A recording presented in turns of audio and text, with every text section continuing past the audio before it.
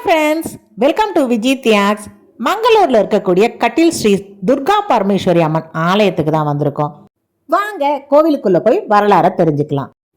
மங்களூருக்கு ரயில் மூலமாவோ விமானம் மூலமாவோ வந்துட்டிங்கன்னா 20 கிலோமீட்டர் தொலைவில் தான் இந்த கட்டில் துர்கா பரமேஸ்வரி அம்மன் ஆலயம் இருக்கு. ரொம்ப அழகான ஆலயம். இந்த ஆலயத்தோட சிறப்பு அம்சம் நந்தினி ஆறு. இந்த ஆறு பார்த்தீங்கன்னா இந்த ஆலயத்தை சுற்றியுமே வேகமாக ஓடிட்டு இருக்கு. இந்த ஆற்றுக்கு நடுவில் தான் இந்த கோவிலை பார்க்குறோம். ஒரு தீவு மாதிரி அமைஞ்சிருக்கும்.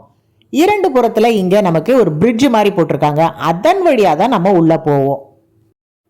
நீங்கள் பார்க்கக்கூடிய இந்த நதி தான் நந்தினி அப்படின்னு அழைக்கப்படுது. நந்தினி வேற ஒன்றும் இல்லைங்க, இந்திரன் கிட்ட இருக்க காமதேனு. அந்த காமதேனுவோட மகள் தான் நந்தினி. அந்த ஒரு பசுமாடு தான் இங்கே பார்த்தீங்கன்னா ஒரு சாபம் காரணமாக ஆறா ஓடிட்டு இருக்கு. சரி வாங்க உள்ள நம்ம போகும்போது இன்னும் விரிவாக பார்க்கலாம். இங்கே நம்ம அம்மனை ஒரு சுயம்பு லிங்கமாக தான் பார்க்குறோம். பார்க்கும்பொழுது நமக்கு அம்மன் வடிவம் மாதிரி தெரியும். ஆனால் சுயம்பு மூர்த்தியாக தான் இங்கே அம்மன் காணப்படுறாங்க. பாதி அளவில் பார்த்தீங்கன்னா பூமிக்குள்ளேயும் மீதி அளவு வெளியில் தெரிகிற மாதிரி இருக்கும். இந்த ஆற்றோட நீர் மட்டத்துக்கு ஏற்ற மாதிரியே தான் அந்த லிங்கம் உள்ளே பார்த்தீங்கன்னா அந்த மணலில் அழுந்துன மாதிரி இருக்கும். இங்கே இருக்க மண் கொண்டு தான் அந்த சிவலிங்கம் செய்யப்பட்டிருக்கு. சிவலிங்கத்தை தான் நம்ம துர்கா பரமேஸ்வரியா வணங்குறோம். ஆலயத்தை சுற்றி இந்த நந்தினி நதி ஓடிட்டு இருக்கிறதால கருவறை எப்பயுமே ஈரமாக இருக்கும். இங்கே கொடுக்குற அந்த குங்குமம் கூட ஈரப்பதத்தோட தான் காணப்படுது. ஏன்னு கேட்டால் இங்கே இருக்க தேவி ரொம்பவே கோபமாக இருக்காங்க. அதனால் இளநீர் அபிஷேகம் இங்கே டெய்லியுமே பார்த்தீங்கன்னா பரமேஸ்வரிக்கு செய்கிறாங்களாம். ஸோ துர்கா பரமேஸ்வரி ஏன் அவ்வளோ கோபமாக இருக்காங்க? இளநீர் அபிஷேகம் செய்து குளிர்விக்கும்படி அப்படின்னு அந்த கதைக்குள்ளே போகலாம். நீங்கள் பார்க்குற இந்த ஸ்வரூபம் தான் நம்ம கருவறையில் பார்க்கக்கூடியது. ஒரு சிவலிங்கத்துக்கு மேலே இதை மாதிரி அம்மன் மாதிரி ஒரு முகம் சாத்தியிருக்காங்க. ரொம்ப அற்புதமான அலங்காரம். இதற்குள்ளே போயிட்டு நமக்கு வீடியோ எடுக்க அனுமதி இல்லை. சுற்றியுமே ஒரு நந்தினி ஆறு, நடுவில் ஆலயம். சரி வாங்க நம்ம கதைக்குள்ளே போகலாம்.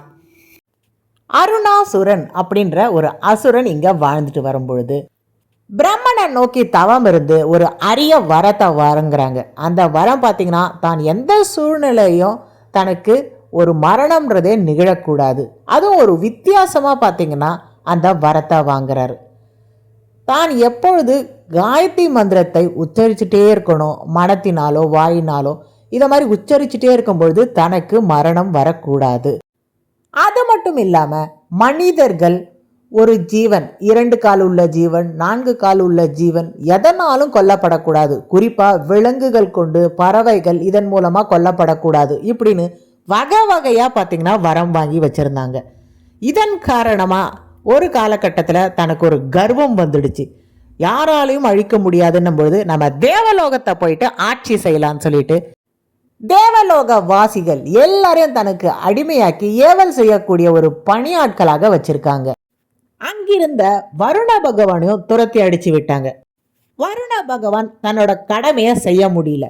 பூலோகத்தில் எங்கேயுமே பார்த்தீங்கன்னா மழை இல்லை. இதன் காரணமாக இந்த இடத்துல பசி பட்டினி எல்லாம், எந்த தாவரமும் இல்லைன்னா எல்லாம் பசி பட்டினியோட வாழ துவங்கிட்டாங்க. இதே நிலை நீடித்தா உலகத்தில் ஒரு உயிர் கூட தங்காது அப்படின்ட்டு தேவர்கள் எல்லாம் பார்த்தீங்கன்னா சிவபெருமான் கிட்ட போகிறாங்க. 2 புறமும் நந்தினி ஆறு பிரிஞ்சு இந்த இடத்துல பார்த்தீங்கன்னா சேருது. இந்த நந்தினி ஆற்றுக்கு நடுவில் தான் இந்த ஆலயம் அமைஞ்சிருக்கு. தடுப்பானை மாதிரி கட்டியிருக்கிறதால தண்ணி தேங்கி இருக்கிறதால இங்கே ஆலயம் எப்பயுமே குளிர்ச்சியாக இருக்கும். அம்மனும் எப்பயுமே குளிர்ச்சியாக இருப்பாங்க. இவங்க ஏன் குளிர்ச்சியாக இருக்கணும்? அதுக்கும் ஒரு கதை இருக்குங்க. இங்கே இருக்க காட்டில் ஜபாலி முனிவர், அவர் பார்த்தீங்கன்னா தவம் செய்துட்டு இருக்கார். உலகத்தில் எங்கேயுமே மழை இல்லை, வறட்சியாக இருக்குது. நம்ம ஒரு யாகம் செய்து இங்கே மழையை வர வைக்கலான்ட்டு யாகம் செய்யலான்னு பார்க்குறாரு. ஆனால் யாகம் செய்யறதுக்கு கூட ஒரு பொருளும் இல்லை, ஒரு நீரும் இல்லை. நேராக பார்த்தீங்கன்னா இந்திரலோகம் போகிறார். இந்திரலோகத்தில் அங்கே அரக்கர் பிடியில் இருக்கிறதால அருணாசுரன் அவர் கண்ணில் படாமல் இந்திரன் கிட்ட போயிட்டு, எனக்கு நான் யாகம் செய்ய போகிறேன், உன்னோட காமதேனு எனக்கு தேவைப்படுது, காமதேனு இருந்தால் அதன் மூலமாக இந்த யாகத்தை செய்வேன், இங்கே நீர் வரும் அப்படின்னு கேட்ட உடனே இந்திர பகவான் சொல்கிறாரு, நான் வேற ஒரு யாகத்துக்காக நான் காமதேனுவை அனுப்பிட்டேன். இருந்தாலும் காமதேனுவோட மகளா இருக்கக்கூடிய நந்தினிய உன் கூட அனுப்புறேன் அப்படின்னு சொல்லிட்டு நந்தினிய கேட்கும்போது நாலாம் பூலோகத்துக்கு போக மாட்டேன் அப்படின்னு சொன்ன உடனே ஜபாலி முனிவருக்கு கோபம் வந்துடுது. நான் ஒரு யாகத்துக்கு கூப்பிட்டா வரலையான்னு சொல்லிட்டு காமதேனுவோட மகளா இருக்கக்கூடிய இந்த நந்தினிய நீ பூலோகத்துல போய் ஒரு நதியா மாறுன்னு சாபம் விட்டுறாங்க. சாப விமோச்சனம் வேணும்னு சொல்லிட்டு துர்கா பரமேஸ்வரிய வேண்டும் பொழுது நீ பூலோகத்துக்கு இப்ப நந்தினி நதியா போ, அப்புறம் நான் இங்க ஒரு ஆலயத்துல அம்மனா வந்து உன்னோட பாவ விமோச்சனத்துக்கு வழி செய்யறேன் அப்படின்னு சொல்லிட்டு துர்கா பரமேஸ்வரி அம்மனும் சொல்றாங்க. அதன்படி பாத்தீங்கன்னா இங்க நந்தினி ஆறு பெருக்கெடுத்து ஓடுது. இதன் மூலமா இங்க எல்லா பயிர்களும் நல்லா வளர்ந்து ஒரு செல்வ செழிப்பை உண்டாக்குறாங்க. இதே காலகட்டத்தில் அருணாசுரனோட இந்த கொடுமைகள் தேவர்களால் தாங்க முடியல. அவர்கள் போயிட்டு சிவபெருமான் கிட்ட சொன்ன உடனே திரிமூர்த்தி இவங்க 3 பேருமே சிவன் பிரம்மா விஷ்ணு எல்லாமே சேர்ந்து பார்வதி தாயாரை புதிய அவதாரம் எடுத்து அழிக்கிறதுக்கு அனுப்புறாங்க. ஆனா அவர் காயத்ரி மந்திரம் சொல்லிட்டே இருக்கிறதால அந்த அசுரனுக்கு மரணம்ன்றது வராது.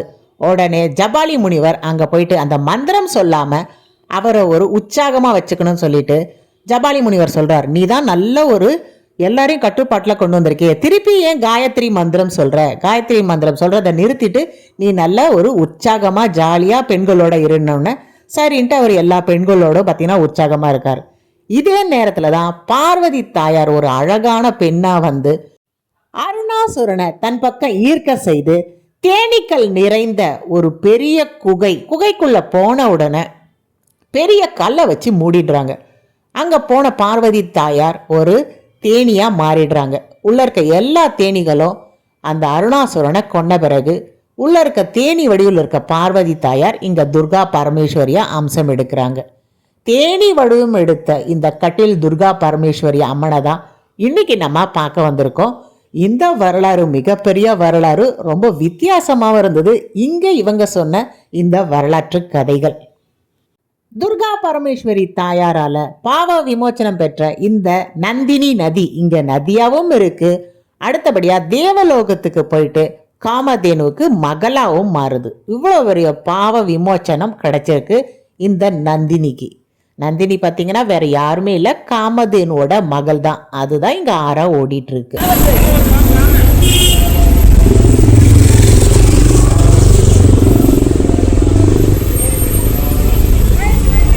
பெங்களூரில் இந்த மாதிரி சவர் முழுக்கவே செடிகள் பார்த்திங்கன்னா அழகாக முளைச்சிருக்கும்.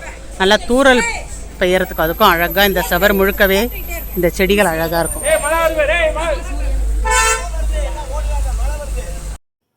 இன்னைக்கு பார்த்த இந்த கட்டில் துர்கா பரமேஸ்வரி அம்மன் ஆலயத்தை முடிஞ்சுதான் கண்டிப்பா ஒரு முறை தரிசனம் செய்யுங்க. இங்க தினமுமே வேள்விகள் நடைபெறும். அதுல பங்கேற்கும் பொழுது நமக்கு வேண்டிய வரங்கள் கிடைக்கும். அடுத்தபடியா நம்ம செல்லக்கூடியது உஜ்ஜலா மகாலட்சுமி ஆலயம். நின்ற கோலத்துல மகாலட்சுமி ரொம்ப அற்புதமா காட்சி அளிக்கிறாங்க. அந்த ஆலயத்தோட வரலாறு தான் பார்க்க போறோம். இந்த வீடியோ பிடிச்சிருந்துன்னா மறக்காம விஜய் தியாக்ஸ் சேனலை லைக் பண்ணுங்க, ஷேர் பண்ணுங்க, சப்ஸ்கிரைப் பண்ணுங்க. பெண்கள் செய்யக்கூடிய டிராவல் வாக் உற்சாகப்படுத்தணும்னு நினைக்கிறவங்க ஃப்ரெண்ட்ஸுக்கெல்லாம் ஷேர் பண்ணுங்க. கேரள பாணியில் கட்டியிருக்க முக்கியமாக பார்க்கும்போது திருவனந்தபுரம் பத்மநாத சுவாமி ஆலயத்தோட அந்த கோபுரம் மாதிரி இங்கே கட்டியிருக்க இந்த கட்டிட அமைப்பை தான் அடுத்த பதிவில் பார்க்க போகிறோம். அடுத்த பதிவை பார்க்க கண்டிப்பாக சப்ஸ்கிரைப் பண்ணிவிட்டு பெல் பட்டனை கிளிக் பண்ணிக்கோங்க. அடுத்து மேங்களூரில் இன்னும் நிறைய ஆலயங்கள் பார்க்கலாம் வரலாற்று கதைகளோட. பாய்.